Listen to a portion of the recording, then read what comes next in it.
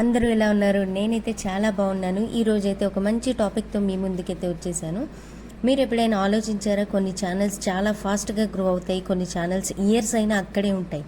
Reason talent కాదు, వాళ్ళకి set అయ్యే కంటెంట్ని సెలెక్ట్ చేసుకుంటారు. కాబట్టి ఈరోజు అసలు ఎవరు ఎలాంటి వీడియోస్ చేయాలి, మీ స్ట్రెంగ్త్ ఏంటి, మీ ఆడియన్స్ ఎవరు, సింపుల్గా మాట్లాడుకుందాం. ఇప్పుడు సోషల్ మీడియా ఓపెన్ చేస్తే చాలు అందరూ వీడియోస్ చేస్తున్నారు. కానీ ఒక చిన్న క్వశ్చన్, అసలు ఎవరు ఎలాంటి వీడియోస్ చేస్తే ఆడియన్స్కి కనెక్ట్ అవుతారు? చాలామంది ఇంకొకరిని కాపీ చేస్తారు. వాళ్ళు సక్సెస్ అయ్యారు కాబట్టి మనం కూడా అది చేస్తే సక్సెస్ అవుతాము అనుకుంటారు. కానీ నిజానికి ప్రతి ఒక్కరికి ఒక్కో యూనిక్ స్టైల్ ఉంటుంది. అదేంటో ఈరోజు చూసేద్దాం. ఏంటంటే మాట్లాడడం బాగా వచ్చిన వాళ్ళు కెమెరా ముందు కాన్ఫిడెన్స్గా మాట్లాడగలిగితే motivational videos, life lessons, opinion videos చేసుకోవచ్చు. ఎందుకంటే వాళ్ళ స్ట్రెంగ్త్ మాటలు కాబట్టి అది యూస్ చేసుకోవచ్చు. సెకండ్ వన్ ఏంటిదంటే కుకింగ్ ఇష్టమన్న వాళ్ళు 100 రకాల రెసిపీస్ అవసరమే లేదు. సింపుల్గా హోమ్ ఫుడ్ కూడా ఆడియన్స్కి నచ్చేస్తారు. ఎందుకంటే అందరికీ లగ్జరీ ఫుడ్ కంటే డైలీ లైఫ్ ఫుడ్ ఎక్కువ కనెక్ట్ అవుతుంది కాబట్టి. అండ్ నెక్స్ట్ వచ్చేసి ఫన్నీ నేచర్ ఉన్నవాళ్ళు కామెడీ వీడియోస్ చేసుకోవచ్చు. మన చుట్టూ జరిగే ఫన్నీ సిచ్యువేషన్స్ని కూడా కంటెంట్గా మార్చుకోవచ్చు. అండ్ నెక్స్ట్ ఏంటిదంటే నాలెడ్జ్ షేరింగ్, అంటే మీకున్న tips, facts and information videos కూడా మీరు షేర్ చేసుకోవచ్చు. అది కూడా ఆడియన్స్కి కనెక్ట్ అవుతుంది. People always love learning something useful కదా, so knowledge sharing also one of the content. ఇంకోటి వచ్చేసి డైలీ లైఫ్ ఇంట్రెస్టింగ్గా చూపించగలిగే వాళ్ళు మినీ వ్లాగ్స్ అయితే పర్ఫెక్ట్గా వాళ్ళ బెస్ట్ చాయిస్ అని చెప్పాలి.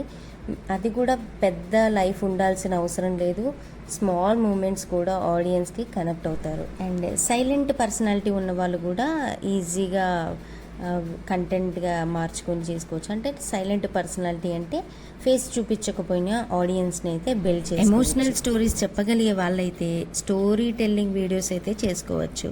ఎలాంటి స్టోరీస్ అయినా, like kids related stories, funny stories, ఎలాంటి స్టోరీస్ అయినా కూడా మనం కంటెంట్ లాగా తీసుకొని వీడియోస్ చేసుకోవచ్చు.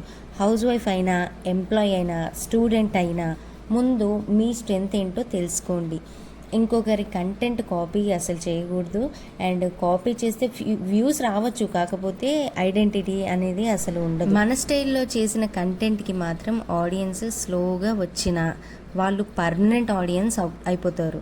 అందుకే అసలు క్వశ్చన్ ఏంటంటే వాళ్ళు ఏం చేస్తున్నారు కాదు, నేనేం బాగా చేయగలను అనేదే ముఖ్యం.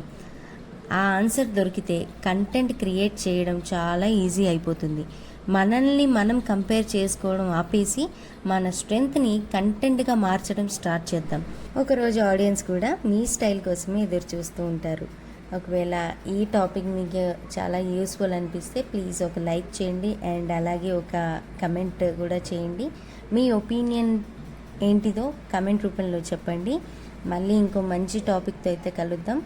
And bye bye. Please like, share and subscribe to my channel. Bye.